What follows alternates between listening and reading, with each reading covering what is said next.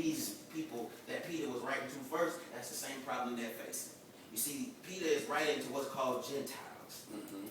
In God's eyes, there are only two races. You're either Jewish or you're not. Nobody in here is Jewish. Everybody in here is a Gentile.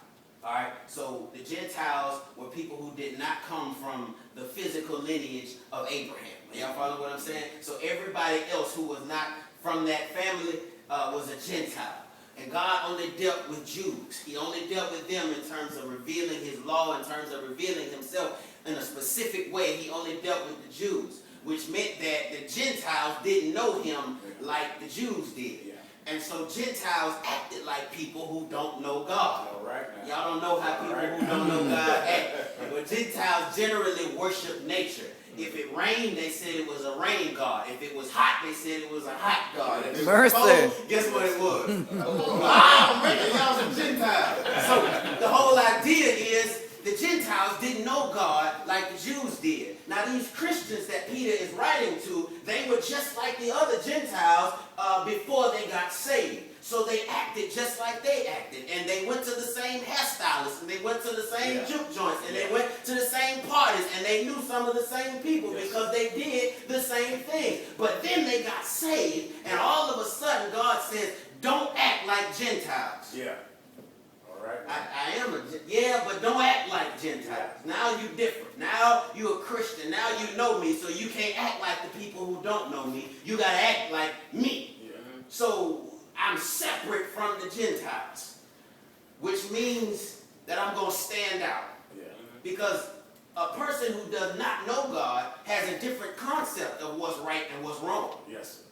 God says, don't fornicate, no sex outside of marriage. Gentile mindset says, I don't see nothing wrong. So the concept of what's right and what's wrong is completely different.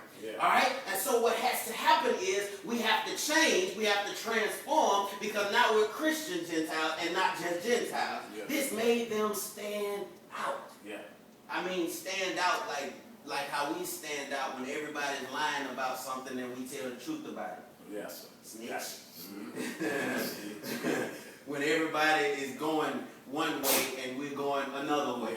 When you saying you celibate and everybody talking about getting their freak on. Oh, mercy.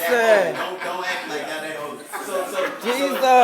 So it's when everybody else is claiming other people's kids on income tax time, and we don't our own list. All right, I'm trying to find my way to your house, but so this will be relevant when you leave here. But the idea is when you stand out like that, it will get you talked about. It'll get you talked about bad. And so how is it that we're supposed to cope with this? Well, Peter gives a reason for it. He says this is supposed to happen. Don't be afraid of it. Deal with it. He's trying to get these Gentiles to accept persecution willingly. Now, why? If God knows everything, y'all believe God knows everything, right? God is all powerful, then we shouldn't have any problems with this kind of stuff. Because God knew when he told me to be holy, he knew how people would treat me for doing this. If I stop talking like Gentiles talk, if I stop acting like people who don't know God act, then the people who don't know God are going to treat me a certain way.